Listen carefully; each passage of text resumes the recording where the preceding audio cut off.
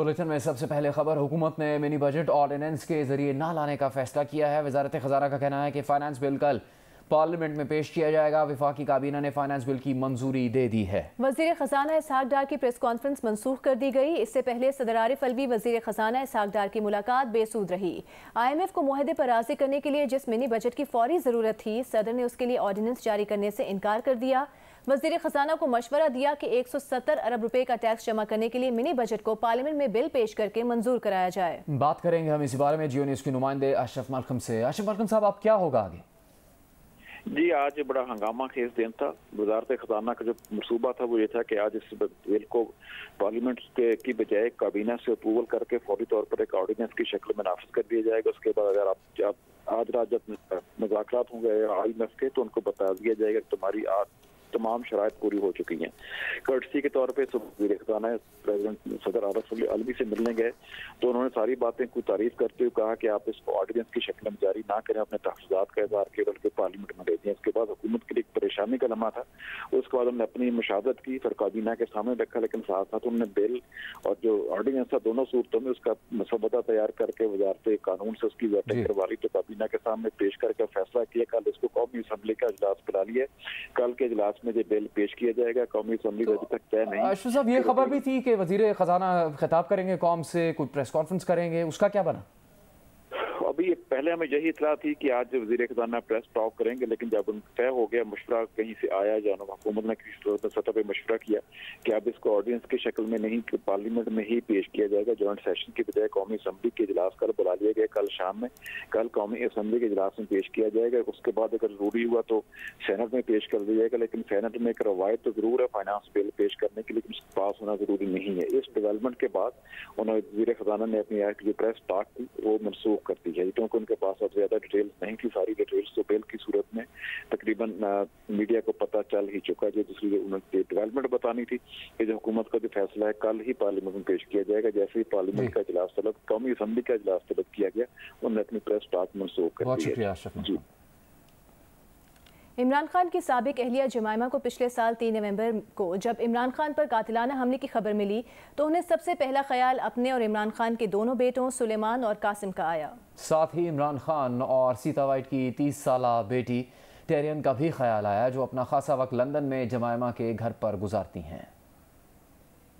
ये बात जमाइमा के हवाले से बरतानवी न्यूज़ वेबसाइट डेली मेल में कही गई है। इमरान खान के खिलाफ मुबैना बेटी को जाहिर न करने पर नाअहली का केस इस वक्त इस्लामाबाद हाई कोर्ट के लार्जर बेंच में ज़ेर समात है। अब से कुछ देर पहले जियो न्यूज़ के प्रोग्राम कैपिटल टॉक में जब सीनियर सहाफ़ी हामिद बी ने सवाल पूछा कि क्या डेली मेल में जमाइमा खान का ये इंटरव्यू इमरान खान के लिए मुश्किलात पैदा कर सकता है, तो जवाब में इस्लामाबाद हाई कोर्ट बार के सदर शुएब शाहीन ने कहा कि टेरियन से मुतालिक जमाइमा के बयान की कानूनी हैसियत नहीं। ये जो डेली मेल है, मेल ऑनलाइन, इसमें इंटरव्यू दिया है जमाइमा साहबा ने, तो इसमें वो कह रही हैं जी कि the 2 sons Suleman 26 and Qasim 23 and for Imran's daughter Tyrian 30 by his late girlfriend Sita White who lives with her when she is not in Los Angeles। तो आगे उन्होंने कहा कि फिर मैंने उनको जाके बताया कि तुम्हारे बाप पे हमला हो गया। तो ये जो इंटरव्यू है ये कोई इमरान खान साहब के लिए प्रॉब्लम क्रिएट कर सकता है? मेरा नहीं ख्याल। पहली बात तो है कि वो एक्स वाइफ है उनकी दी जाने वाली कोई भी स्टेटमेंट की लीगल हैसियत कोई नहीं है।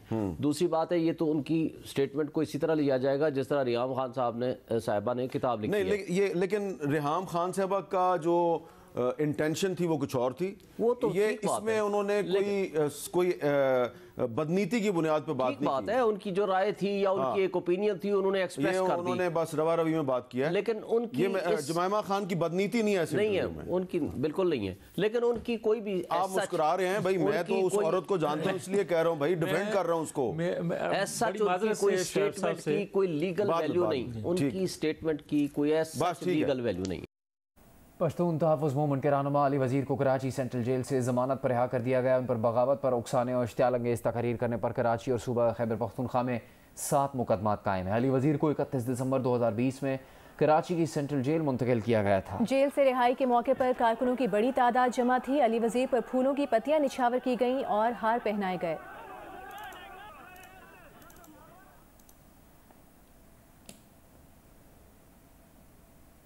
वज़ीर आज़म शहबाज शरीफ के खिलाफ आशियाना स्कैंडल में नैब के वादा माफ गवाह chief engineer LDA Asrar Saeed भी अपने बयान से मुकर गए। एहतसाब अदालत में उन्होंने एतराफ़ किया कि दबाव और जबर के जरिए उन्हें वादा माफ गवाह बनने पर मजबूर किया गया। उस वक्त के चेयरमैन नैब जावेद इकबाल और DG शहजाद सलीम ने सेल में आकर कहा कि बयान पर दस्तखत कर दो वरना मुश्किलात बढ़ जाएंगी। लाहौर से शाहिद हुसैन की रिपोर्ट। आशियाना स्कैंडल में वज़ीर आज़म शहबाज शरीफ के खिलाफ नैब का एक और वादा माफ गवाह मुनहरिफ। Chief engineer LDA Asrar Saeed ने अदालत को बताया कि DG नैब शहजाद सलीम, डायरेक्टर नैब मोहम्मद रफ़ी और केस ऑफिसर आफ्ताब अहमद ने दबाव डालकर झूठी शहादत ली। शहबाज शरीफ के वकील अमजद परवेज़ की जिरा पर असरार सईद ने तस्लीम किया कि शहजाद सलीम ने शहबाज शरीफ पर हरासा करने का इल्ज़ाम लगाने को कहा ताकि वो इसे शहबाज शरीफ की जमानत मंसूख कराने के लिए इस्तेमाल कर सके। इनकार पर बंद इंक्वायरियां खोलकर नए केस बनाने की धमकियां दी गईं। डायरेक्टर नैब मोहम्मद रफ़ी ने वारंट गिरफ्तारी दिखाकर पहले से तैयार बयान पर दस्तखत की पेशकश की। इनकार पर गिरफ्तार करके 10 दिन का जिस्मानी रिमांड ले लिया। असरार सईद ने बताया कि दौरान हिरासत इन्हें वॉशरूम जाने के लिए आधे से 1 घंटा इंतजार कराया जाता। वॉशरूम में CCTV कैमरे भी लगे हुए थे। दूसरे रिमांड पर उस वक्त के चेयरमैन नैब जावेद इकबाल और DG शहजाद सलीम सेल में आए और कहा कि उन पर बहुत प्रेशर है, दस्तखत कर दो वरना मुश्किलात बढ़ जाएंगी। दबाव डालकर उनसे सादे कागजात और उस बयान पर दस्तखत कराए गए जो सच नहीं था। वादा माफ गवाह बनने के बाद नैब ने लाहौर हाई कोर्ट से उनकी जमानत मंजूरी की मुखालफत नहीं की। इसरार सईद ने बताया कि आशियाना हाउसिंग प्रोजेक्ट एक शफाफ मंसूबा था जिसमें किसी कानून की खिलाफ वर्जी नहीं हुई। शहबाज शरीफ समेत तमाम मुल्जिमों ने किसी जुर्म का इर्तिकाब नहीं किया और अवाम से कोई फ्रॉड या धोखा नहीं हुआ। शाहिद हुसैन, जियो न्यूज़, लाहौर।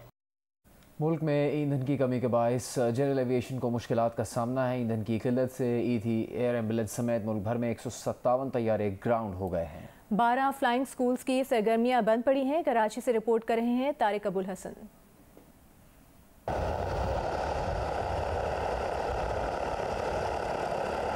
ईदी एयर एम्बुलेंस का ये तैयारा टेस्ट फ्लाइट के लिए तैयार है। इसे हैंगर से निकाला गया लेकिन फिर ईंधन की सूरत हाल को देखते हुए परवाज मुलतवी कर दी गई। छोटे तैयारों में AV गैसोलीन बतौर ईंधन इस्तेमाल होता है। जनरल एविएशन के तकरीबन 150 एयरक्राफ्ट इस वक्त ग्राउंडेड है जस्ट फॉर द रीज़न के स्टेट बैंक LC नहीं खोल रहा फॉर एविएशन गैस या एविएशन गैसोलीन। तो ये एविएशन फ्यूल जो है उसके ना आने की वजह से तकरीबन 3 महीने से जो है जनरल एविएशन के ऑपरेशंस अफेक्टेड है। सबसे बड़ा इफेक्ट जो आ रहा है इसका वही आ रहा है कि गवर्नमेंट को जो टैक्स आता था वो भी रुक गया। फ्लाइंग स्कूल्स और एविएशन इंजीनियरिंग समेत जनरल एविएशन की दीगर सरगर्मियां बंद होने से रोजगार के जराये भी खत्म हो रहे हैं। इस एविएशन फील्ड से जनरल एविएशन में तकरीबन 5000 लोग अफेक्ट हो रहे हैं। अब अगर 3 महीने से लोगों के पास कारोबार नहीं है तो वो किस तरह के तनख्वाहें देंगे। जराये के मुताबिक छोटे तैयारों का 72,000 लीटर ईंधन दिसंबर से कराची की बंदरगाह पर पड़ा है, लेकिन LC न खुलने की वजह से न सिर्फ ईदी एयर एम्बुलेंस समेत 157 तैयारे ग्राउंड हैं बल्कि मुसलसल ताखीर से डैमरेज और दीगर अखराजात में भी इजाफा हो गया है और तैयारों का ईंधन 320 रुपये फी लीटर से बढ़कर 850 रुपये फी लीटर तक जा पहुँचा, जिसके बायस पहले ही मुश्किलात से 2-4 जनरल एविएशन एक नए बहरान में घिर गई है। कैमरामैन मोहम्मद साजिद के साथ Tariq Abul Hasan, Geo News, Karachi. Lahore High Court के अहकामात की रोशनी में गवर्नर पंजाब मोहम्मद बलीगुर रहमान और इलेक्शन कमीशन की टीम के मुशावरती इजलास की अंदरूनी कहानी सामने आ गई। जराये के मुताबिक गवर्नर पंजाब बलीगुर रहमान ने इंट्रा कोर्ट अपील दायर करने का फैसला किया है। गवर्नर पंजाब की दरख्वास्त में नुक्ता उठाया जाएगा कि गवर्नर से किस बात का मशवरा मांगा जा रहा है। गवर्नर ने जब असेंबली तोड़ी ही नहीं तो वो तारीख कैसे दे सकते हैं। कराची सुपर हाईवे पर बहरिया टाउन 2 में सोसाइटी और मस्जिद का इफ्तिताह कर दिया गया। कंट्री हेड बहरिया टाउन शाहिद महमूद कुरैशी ने कहा कि किसी से मुकाबला नहीं, बहरिया टाउन अपनी मिसाल आप है। रिपोर्ट कर रहे हैं अब्दुल वली। बहरिया टाउन 1 की कामयाबी के बाद कराची से 45 किलोमीटर की दूरी पर वाकई बहरिया टाउन 2 में मस्जिद और सोसाइटी का बाकायदा इफ्तिताह कर दिया गया। कंट्री हेड बहरिया टाउन शाहिद महमूद कुरैशी ने इस मौके पर कहा कि मलिक रियाज दिनों रात काम करके सहूलियात फराहम करने के लिए कोशा है। बहरिया टाउन का किसी से मुकाबला नहीं। बैरिया टाउन अपने मुल्क की तरक्की में एक अहम किरदार अदा कर रहा है, एक अपनी मिसाल आप है। मैं लोगों से यही कहता हूँ कि आप आके देखें फिर फैसला करें। बैरिया टाउन कराची 2 की पहली मस्जिद 5 एकड़ पर तामीर की जाएगी। मस्जिद के मीनारों की ऊंचाई 150 फीट होगी। मस्जिद में 5000 से ज़ायद नमाजियों की गुंजाइश रखी गई है। बैरिया टाउन जहाँ भी डेवलपमेंट शुरू होती है सबसे पहले अल्लाह के घर के इफ्तिताह किया जाता है, उसके बाद हम बाकी और चीज़ें डेवलप करते हैं। Senior project manager Ali Khan का बताना था कि बैरिया टाउन 2 में 40% काम मुकम्मल हो चुका है। सेवरेज और सड़कों का बड़े पैमाने पर जाल भी बिछा दिया गया है। रिहायशियों को हमेशा की तरह इस बार भी मायूसी का सामना नहीं करना पड़ेगा। कैमरामैन नासिर अली के साथ अब्दुल वली, जियो न्यूज़, कराची। मकबूजा कश्मीर में कश्मीरियों को उनकी ज़मीनों और जायदादों से बेदखल करने के भारतीय हुकूमत के इक़दामात पर वादी में मुकम्मल हड़ताल की जाएगी। हुर्रियत क़यादत ने कहा कि भारत मकबूजा जम्मू कश्मीर में आबादी का तनासुब बिगाड़ने से बाज रहे। आलमी बरादरी मुजरिमाना खामोशी तोड़कर कश्मीरियों को मोदी के हिंदुत्व एजेंडे से निजात दिलाए।